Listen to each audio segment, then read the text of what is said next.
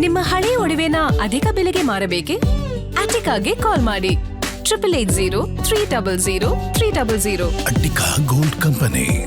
ಇನ್ನು ಪ್ರಮುಖವಾಗಿ ಬಿಡದಿಯ ಟೌನ್ಶಿಪ್ ಯೋಜನೆ ವಿಚಾರಕ್ಕೆ ಸಂಬಂಧಪಟ್ಟಂತೆ ರಾಜಕೀಯವಾಗಿ ದೊಡ್ಡ ಮಟ್ಟದ ಹಗ್ಗಜಗ್ಗಾಟಗಳ ಆಗ್ತಾನೆ ಇದೆ. ಈ ವಿಚಾರದಲ್ಲಿ ಪ್ರಮುಖವಾಗಿ ಮುಖ್ಯಮಂತ್ರಿ ಡಿ.ಕೆ. ಶಿವಕುಮಾರ್ ವರ್ಸಸ್ ಕೇಂದ್ರ ಸಚಿವ ಎಚ್.ಡಿ. ಕುಮಾರಸ್ವಾಮಿ ಅನ್ನುವಂತಹ ಪರಿಸ್ಥಿತಿ ಇದೆ. ಬಿಡದಿಯ ಟೌನ್ಶಿಪ್ ಯೋಜನೆ ವಿಚಾರಕ್ಕೆ ಸಂಬಂಧಪಟ್ಟಂತೆ ಡಿ.ಕೆ. ಶಿವಕುಮಾರ್ ಎಚ್.ಡಿ. ಕುಮಾರಸ್ವಾಮಿ ಬಿಡದಿ ಬಡಿದಾಟ ವೇದಿಕೆ ಸಿದ್ಧ ಆಗ್ತಾ ಇದೆಯಾ ಅನ್ನೋದು ಪ್ರಶ್ನೆ. ರೈತರ ವಿರೋಧದ ಬಗ್ಗೆ ಧ್ವನಿ ಎತ್ತಿರೋದು ಕೇಂದ್ರ ಸಚಿವ ಎಚ್.ಡಿ. ಕುಮಾರಸ್ವಾಮಿ ಅವರು. ಹಾಗಾಗಿ ಚರ್ಚೆಗೆ ಬರುವಂತೆ ಎಚ್.ಡಿ. ಕುಮಾರಸ್ವಾಮಿ ಅವರಿಗೆ ಮುಖ್ಯಮಂತ್ರಿ ಡಿ.ಕೆ. ಶಿವಕುಮಾರ್ ಅವರೇ ಪತ್ರ ಬರೆದಿದ್ರು. ವಿಧಾನಸೌಧಕ್ಕೆ ಬನ್ನಿ, ಮುಕ್ತವಾಗಿ ಚರ್ಚೆ ಮಾಡೋಣ ಅಂತ. ಜೂನ್ 26ಕ್ಕೆ ವಿಧಾನಸೌಧದಲ್ಲಿ ಚರ್ಚೆ ಬರೋದಕ್ಕೆ ಕುಮಾರಸ್ವಾಮಿ ಅವರಿಗೆ ಆಹ್ವಾನ ಇದೆ. ಆದರೆ ಕುಮಾರಸ್ವಾಮಿ ಅದಕ್ಕೆ ಒಪ್ಪಿಲ್ಲ. ಡಿ.ಕೆ. ಶಿವಕುಮಾರ್ ಅವರ ಪತ್ರಕ್ಕೆ ಕೌಂಟರ್ ಪತ್ರವನ್ನ ಕೇಂದ್ರ ಸಚಿವ ಎಚ್.ಡಿ. ಕುಮಾರಸ್ವಾಮಿ ಬರೆದಿದ್ದಾರೆ. ಬಿಡದಿ ಬೈರಮಂಗಲದಲ್ಲಿ ಚರ್ಚೆಗೆ ಬನ್ನಿ ಅಂತ ಪಂಥಾಹ್ವಾನ ಕೊಟ್ಟಿದ್ದಾರೆ ಎಚ್.ಡಿ. ಕುಮಾರಸ್ವಾಮಿ ಅವರು. ಬಿಡದಿ ಬಡಿದಾಟದ ನಡುವೆ ಜೋರಾಗಿದ್ದ ಡಿ.ಕೆ. ಶಿವಕುಮಾರ್ ಅವರ ಟಾಕ್ ಫೈಟ್ ಈಗ ವೇದಿಕೆ ಎಲ್ಲಿ ಅನ್ನೋದು ಪ್ರಶ್ನೆ ಆಗ್ತಾ ಇದೆ. ಬಿಡದಿಯ ಬೈರಮಂಗಲಕ್ಕೆ ಬಂದು ರೈತರ ಮಧ್ಯದಲ್ಲಿ ವಾಸ್ತವ ಪರಿಸ್ಥಿತಿ ನೋಡಿ ಅವರ ಮಧ್ಯದಲ್ಲೇ ಚರ್ಚೆ ಮಾಡಬೇಕು. ನೀವು ವಿಧಾನಸೌಧದಲ್ಲ ಇದ್ರ ಬಗ್ಗೆ ಚರ್ಚೆ ಆಗಬೇಕಾಗಿರೋದು ಅಂತ ಕೇಂದ್ರ ಸಚಿವ ಎಚ್.ಡಿ. ಕುಮಾರಸ್ವಾಮಿ ಅವರು ಪ್ರತಿಪತ್ರವನ್ನ ಬರೆದಿದ್ರು.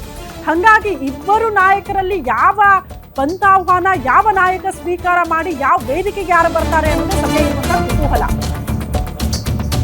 ಮತ್ತೊಂದು ಅಪ್ಡೇಟ್ ಇದೆ. ಬಿಡದಿ ಟೌನ್ಶಿಪ್ ಕೈ ಬಿಡುತ್ತಾ ಡಿ.ಕೆ. ಶಿವಕುಮಾರ್ ಅವರ ಸರ್ಕಾರ? ಕಾರಣ ಇಷ್ಟೆಲ್ಲ ವಿರೋಧ ವ್ಯಕ್ತವಾಗ್ತಾ ಇದೆ ರೈತರಿಂದ ಅಂತ. ಬಿಡದಿ ಯೋಜನೆಗೆ ರೈತರು, ಜೆಡಿಎಸ್, ಬಿಜೆಪಿ ತೀವ್ರ ವಿರೋಧ ವ್ಯಕ್ತಪಡಿಸ್ತಾ ಇರುವ ಹಿನ್ನೆಲೆಯಲ್ಲಿ ಸರ್ಕಾರ ಕೈ ಬಿಡಬಹುದು ಈ ಯೋಜನೆಯನ್ನ. ಟೌನ್ಶಿಪ್ ಯೋಜನೆ ಜಾರಿ ವಿಚಾರವನ್ನ ಕೈ ಬಿಟ್ಟುಬಿಡುತ್ತಾ ರಾಜ್ಯ ಸರ್ಕಾರ? ಯಾಕೆ ಸುಮ್ಮನೆ ರೈತರ ವಿರೋಧದ ಮಧ್ಯೆ ಮಾಡೋದು ಅಂತ ರೈತರ ವಿರೋಧಕ್ಕೆ ಮಣಿತಾ ಡಿ.ಕೆ. ಶಿವಕುಮಾರ್ ಅವರ ಸರ್ಕಾರ. ಯೋಜನೆ ಕೈ ಬಿಡೋ ಬಗ್ಗೆ ಹರಿಪ್ರಸಾದ್, ಪ್ರಿಯಾಂಕ್ ಖರ್ಗೆ ಅವರು ಸುಳಿವು ಬಿಟ್ಟು ಕೊಟ್ಟಿದ್ದಾರೆ ಅನ್ನೋದ್ರ ಡೀಟೇಲ್ ಸಿಗ್ತಾ ಇದೆ.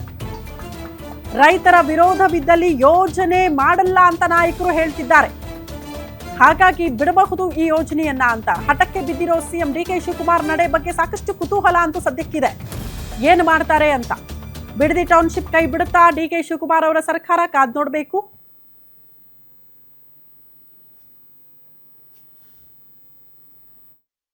ಎರಡ್ 2013ರಲ್ಲಿ ನಾವು ಭೂ ಸುಧಾರಣೆ ಕಾನೂನಿಗೆ ತಿದ್ದುಪಡಿ ಮಾಡಿದ ನಂತರ ಅದನ್ನ ಜನತಾದಳ ಸರ್ಕಾರದವರಿದ್ದಾಗಲೇ ಆ ಒಂದು ಪ್ರಾಜೆಕ್ಟ್ಗೆ ಹಸಿರು ನಿಶಾನೆ ತೋರಿಸಿದ್ರು.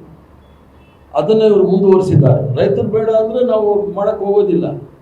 ರೈತರು ಯಾರಾದರೂ ಕಾಂಪನ್ಸೇಷನ್ ಏನು ಡಾಕ್ಟರ್ ಮನಮೋಹನ್ ಸಿಂಗ್ ಅವರು, ಸೋನಿಯಾ ಗಾಂಧಿ ಅವರು ಭೂ ಸುಧಾರಣೆ ಕಾನೂನು ಮಾಡಿ ಏನಾದರೂ ಕೃಷಿ ಜಮೀನನ್ನ ನಾವು ಅಕ್ವೈರ್ ಮಾಡಬೇಕಾದ್ರೆ 3 ಪಟ್ಟು ಮಾರ್ಕೆಟ್ ರೇಟಲ್ಲಿ ನಾವು ಕೊಡಬೇಕು ಅನ್ನೋದಿದೆ.